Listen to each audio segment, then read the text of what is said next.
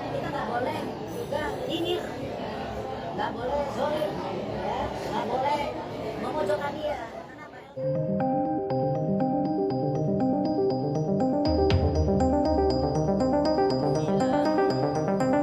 Qatari. Today I feel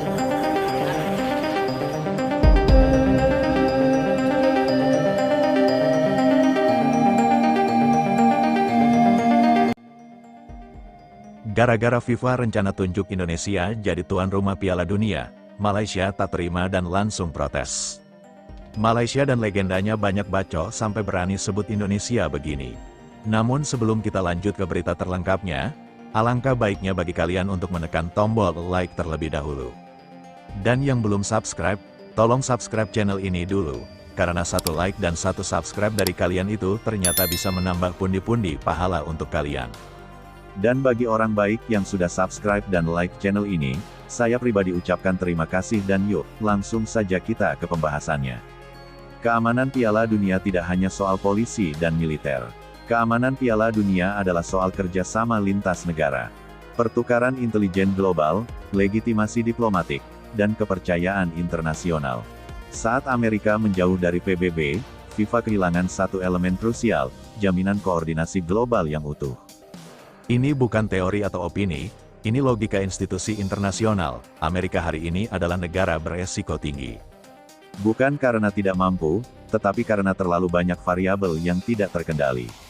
Polarisasi politik ekstrim, demonstrasi besar yang berulang, isu senjata api yang kronis serta ketegangan sosial yang mudah meledak, semua ini menciptakan ketidakpastian domestik. Di saat yang sama, Amerika juga terlibat atau berpotensi terlibat dalam konflik geopolitik global. Piala Dunia tidak boleh digelar di negara dengan resiko eskalasi global aktif.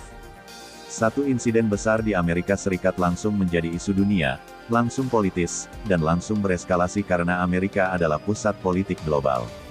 Itu bukan keunggulan, itu kerentanan struktural. Dalam konteks FIFA, resiko terbesar bukan kegagalan teknis, melainkan kegagalan stabilitas. Amerika terlalu besar untuk gagal, dan justru karena itu, jika kegagalan terjadi, dampaknya fatal bagi reputasi FIFA. Ini adalah kalkulasi resiko, bukan sentimen. Sekarang lihat Indonesia dengan logika yang sama. Indonesia tidak sedang perang. Indonesia tidak memusuhi blok manapun. Indonesia tidak membawa agenda ideologi global. Indonesia aktif di PBB, memimpin ASEAN. Dihormati di Global South dan berposisi sebagai negara non-blok modern. Dalam dunia yang terbelah, netralitas adalah aset keamanan terbesar. Indonesia tidak mempolitisasi olahraga dan tidak menggunakan event internasional sebagai alat tekanan geopolitik. Fokus utama Indonesia adalah stabilitas nasional dan keamanan tamu internasional. Itu persis kebutuhan FIFA, bicara soal bukti bukan janji. Indonesia telah sukses menggelar KTT G20. KT ASEAN, IMF World Bank, serta berbagai event olahraga internasional. Semua berlangsung aman, terkendali, tanpa teror, tanpa kekacauan, dan tanpa krisis diplomatik. Ini adalah rekam jejak, bukan narasi optimis. FIFA selalu mengajukan satu pertanyaan kunci, jika krisis terjadi, di mana dampaknya paling kecil dan paling bisa dikendalikan. Krisis di Amerika berdampak global, eskalasinya cepat dan tekanannya ekstrim. Krisis di Indonesia cenderung bersifat regional, lebih terkendali, dan minim eskalasi geopolitik. Ini fakta resiko, bukan perasaan. Soal kapasitas, Indonesia hari ini bukan Indonesia masa lalu.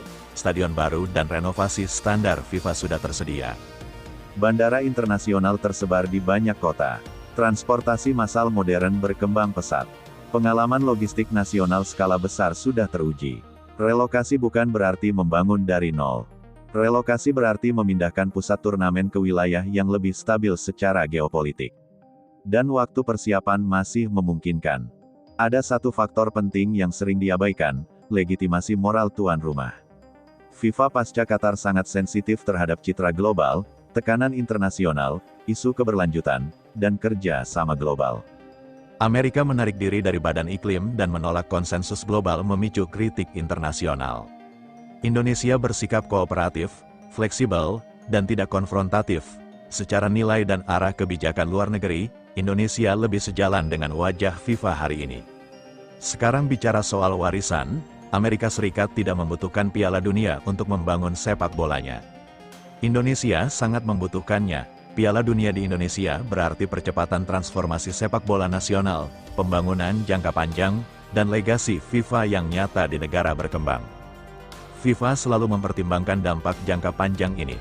Dari sisi ekonomi dan pasar, Indonesia adalah aset besar, populasi besar, fanbase sepak bola fanatik, antusiasme tinggi, stadion berpotensi penuh, dan eksposur global yang luas. Untuk FIFA ini bukan sekedar penyelenggaraan turnamen, tetapi investasi strategis jangka panjang. Pertanyaannya bukan apakah Amerika otomatis kehilangan status tuan rumah, jawabannya tidak. Pertanyaan yang lebih tepat adalah, apakah margin toleransi FIFA terhadap resiko Amerika semakin tipis? Dan jawabannya jelas iya. Setiap konflik baru, setiap krisis politik, dan setiap eskalasi global akan memperbesar risiko itu. Ketika FIFA harus memilih opsi paling rasional, paling aman, dan paling menguntungkan secara global, Indonesia memenuhi semua kriteria tersebut. Aman, netral, kooperatif, berpengalaman, dan dipercaya. Ini bukan mimpi nasionalisme, ini analisis dingin berbasis stabilitas dan resiko global. Piala Dunia tidak boleh menjadi korban ego geopolitik atau alat politik domestik. Piala Dunia hanya bisa hidup di negara yang membuka diri, bekerja sama, dan menjaga stabilitas internasional. Dan dalam kondisi dunia hari ini, logika itu mengarah ke Indonesia. Penutup, Piala Dunia bukan soal siapa paling berkuasa, Piala Dunia soal siapa paling dipercaya. Di bawah pemerintahan Donald Trump, AS menarik diri dari berbagai organisasi di bawah naungan PBB, kerjasama iklim ditinggalkan, forum multilateral dilemahkan, agenda global dipatahkan demi kepentingan sepihak. Masalahnya sederhana, Piala Dunia adalah proyek global, bukan proyek nasional. Saat tuan rumah menjauh dari sistem internasional, fondasi Piala Dunia ikut melemah. FIFA berdiri di atas multilateralisme, bukan unilateralisme.